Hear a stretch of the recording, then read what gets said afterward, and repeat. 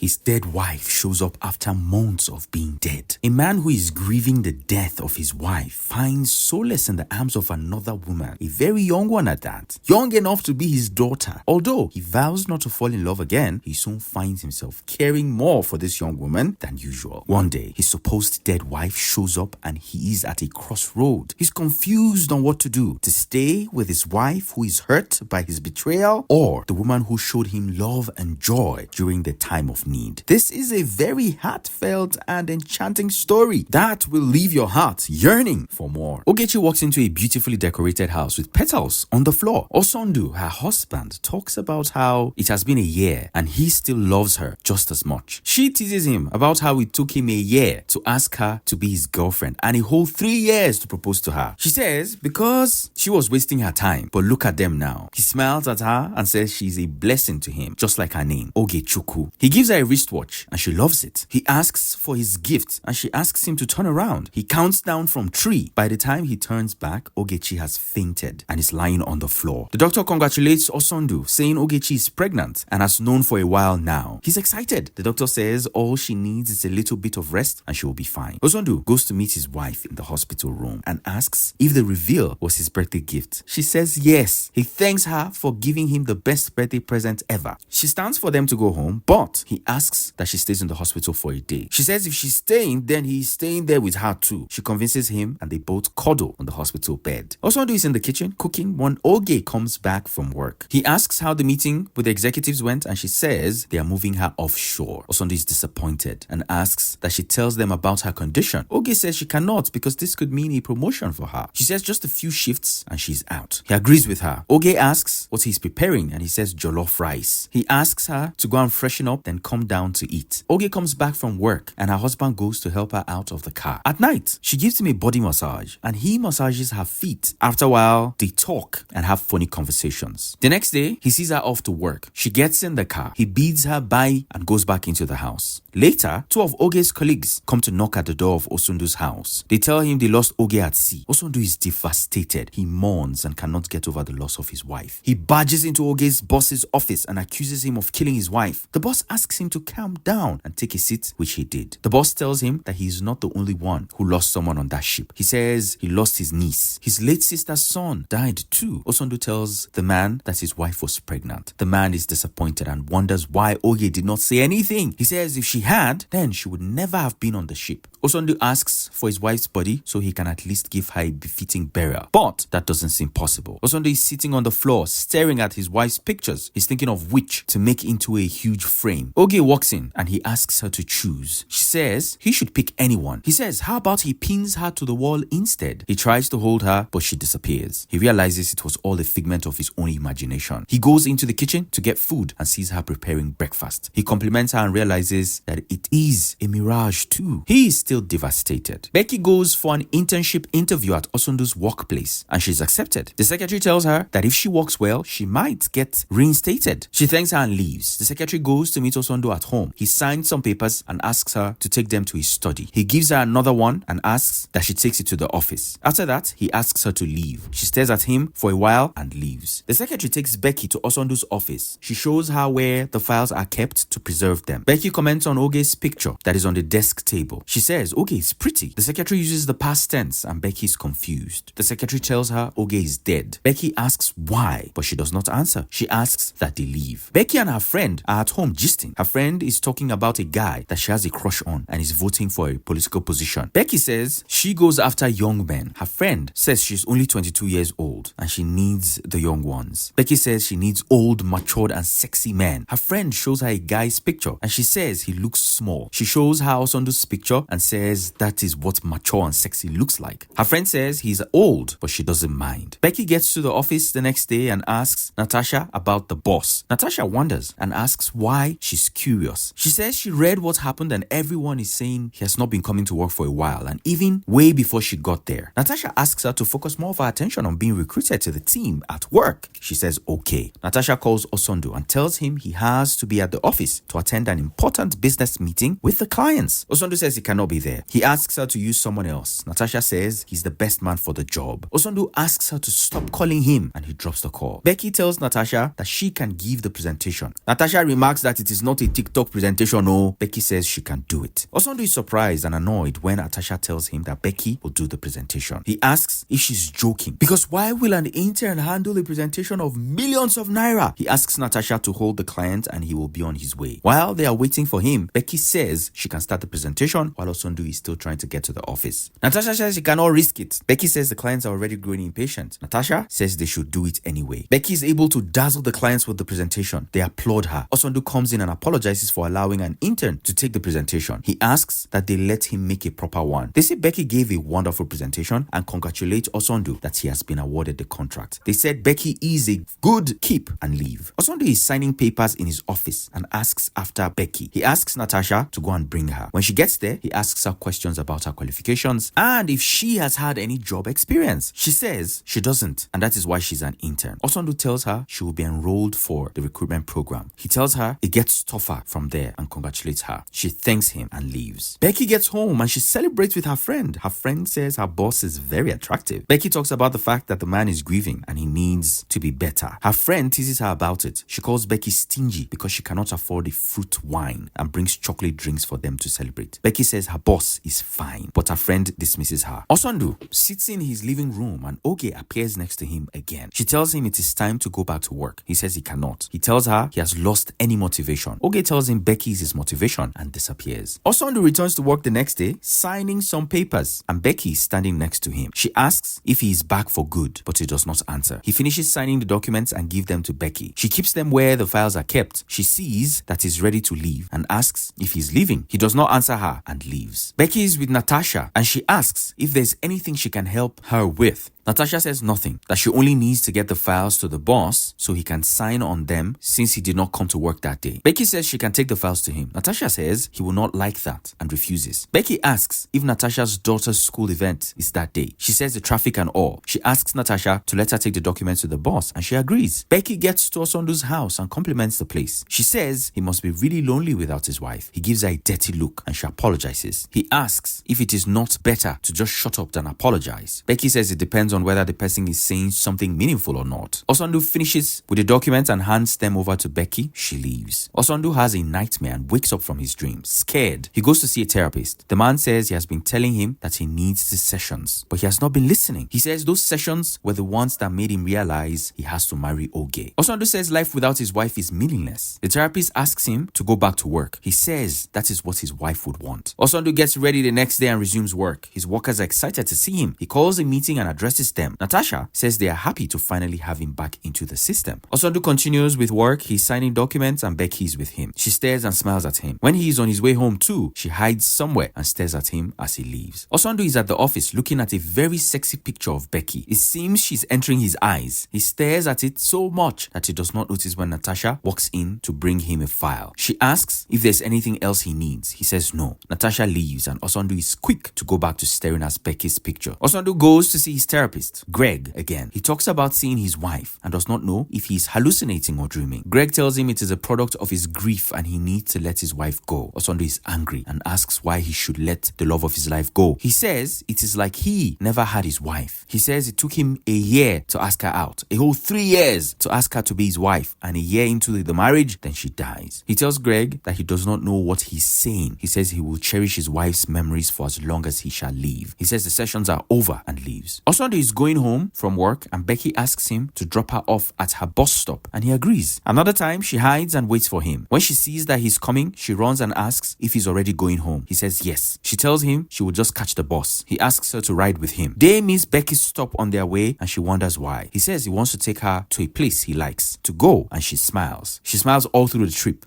A finished woman. They go to the beach and Osondu says he likes the peace and quiet there. Becky asks if he does not like to talk or have conversations while there. He nods his head. She asks if he knows what is over the horizon. He ignores her and she gets the message to keep quiet. He drops Becky home after. Becky's friend is surprised at how things are going. She asks Becky why she's doing what she's doing. Becky says the man is grieving and she's just being there for him. Her friend says he's handsome and rich. She asks if Becky is not after his money. Becky says she's not, that she genuinely likes him. They go to the beach again. Becky walks up to Osondu, wraps her arms around his neck and kisses him. He asks what she's doing, smiling. She says she's just doing what she feels is right. He laughs and they walk around together. The next day at work, Natasha comes to give Osondu a file. He asks after Becky because he had asked her to bring the file herself. Natasha says Becky called in sick. Osondu is surprised and asks how sick. Natasha says she does not know. He asks her to leave. Osondu goes to Becky's house to check in on her. She's excited that he came. He's surprised to see that she lied about being sick. She says it was the only way to get to talk to him alone. He's angry at the stunt she pulled. She says she wants to help him get over his grief. He says nobody can take his wife's place. She says she knows, but he should let someone else fill up the void. She touches him and he asks her to drop her hand. He's angry and says the next time she does what she did again, he will have her fired. He pushes her out of the way and leaves. Osondu gets home and thinks about what happened with Becky. The next day at work, Osondu asks if Becky is going to apologize or not for what she did. Becky says she cannot apologize for expressing her feelings to him. He asks where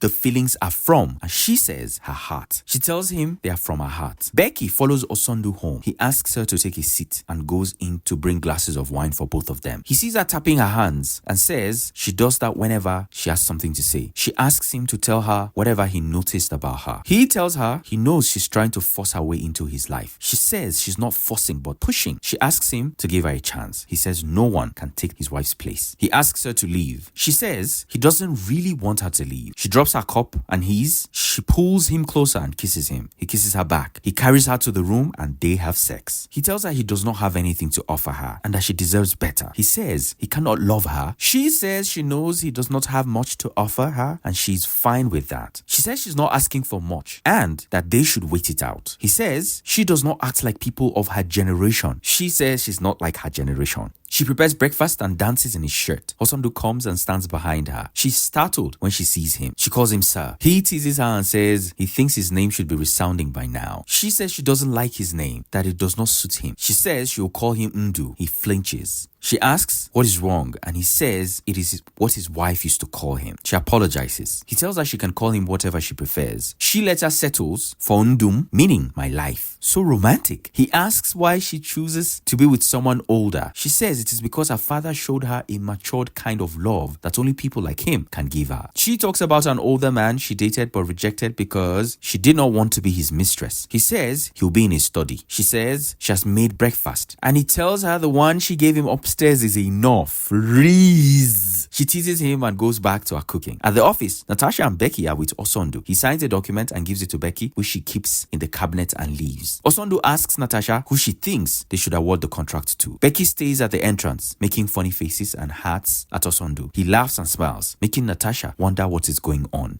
At night, he's on a call with a client, sealing a deal. Becky walks in and starts to disturb him. He's distracted and she's all over him. He tells the client that they will talk the next day. He tells Becky he was on a business call. She says he did not have her time and hugs him. He says she has wahala. She says she knows, but he likes her troubles like that. He tells her he got her something and gives her a box. She opens it and is happy with the things he got her. She says she loves him and is not expecting him to say it back. She says she's fine with whatever they have going on and he should let her do the giving. He says she deserves more and she works greatly at the office.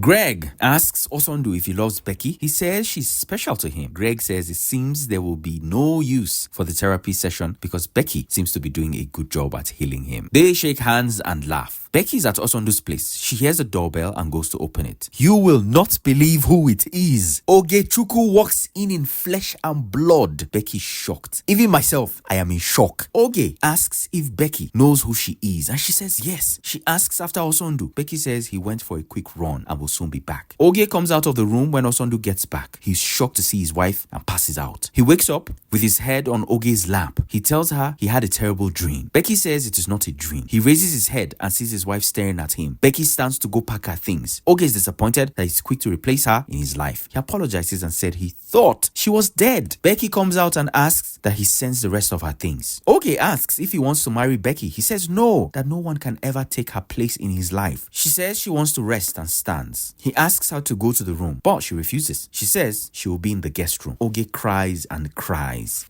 Becky's friend is angry on Becky's behalf and insults Osondu. Becky asks her not to and says it is not his fault. Her friend says he should have confirmed that his wife is truly dead. Becky says he did not promise her anything, so it is fine. Her friend asks her to be happy that he was generous and kind while it lasted. She tells Becky to seek solace in that and also her job. Oge tells Osondu that after the accident, she has amnesia. She says as soon as she did, she knew she had to come find him. He tells her that he searched everywhere for her. He says he even fought with her company. He asked her to tell him what happened. She says the ship went bad. The captain tried to save them, but it drowned. She said the people who found her told her she almost died and she lost their baby. Osondu tells her they can make another one. He takes Oge to see the doctor. The doctor says she's in perfect condition, but she needs a lot of rest. While on their way home, Oge says he should drop her off at the spa. He says he will come with her. She says she wants to go alone. He asks why, because they will always go together. She calls him by his name and asks that she go alone. He's surprised by this. She asks if he brought Becky to the spa. He says he cannot.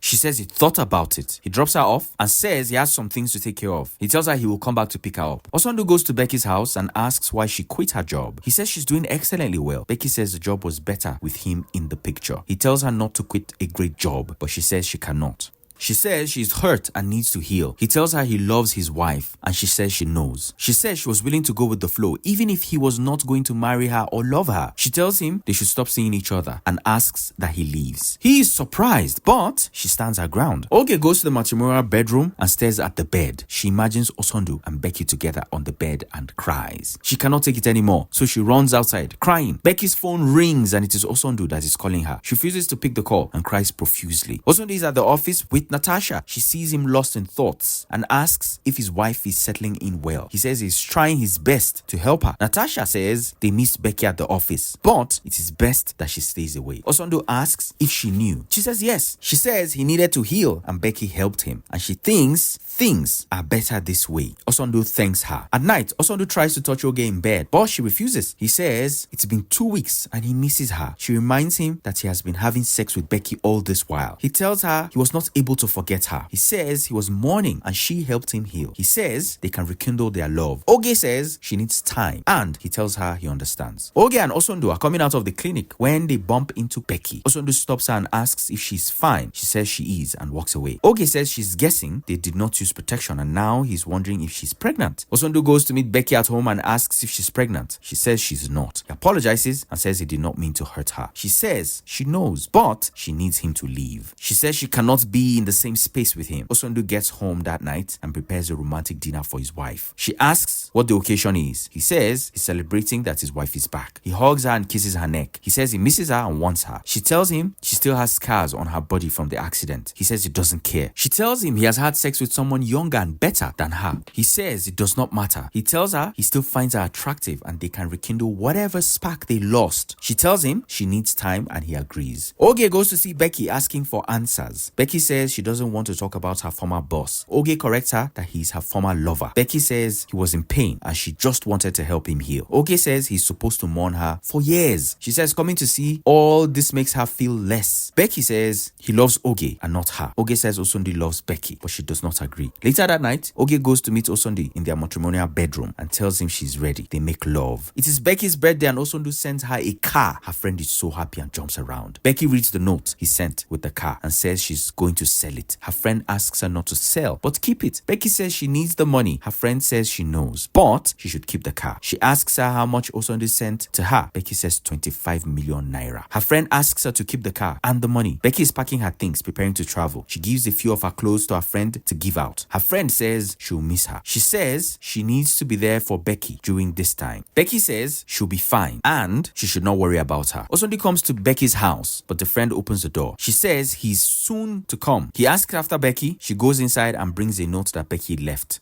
He reads it and she said in the letter that she has left the country with his child. She said she cannot bear to tell him because he will want them to raise the child together. She said she cannot bear to be in the same space with him. She said she will bring the child to him later in the future. Osondu cries and begs Becky's friend to tell him where Becky is. She says she doesn't know. He says his mistake is loving two women at the same time. He begs her again, but she refuses. He goes home sad. When he gets home, he meets Oge sitting on the floor and watching TV. He touches her stomach and asks asks how his child is doing. She smiles and says, fine. He is lost in thought and she asks if he's okay. He says everything is fine, the way they are supposed to be. He rests his head on her lap and cries. Life is not all black and white. We cannot always get everything we want. Most times, we have to live with the pain of those tough decisions that we make. We have to live with and bear the consequences of our actions. Frederick Leonard's TV released this amazing movie on YouTube, and I think you will enjoy watching it. Please follow, like, and subscribe to our channel for more videos like this.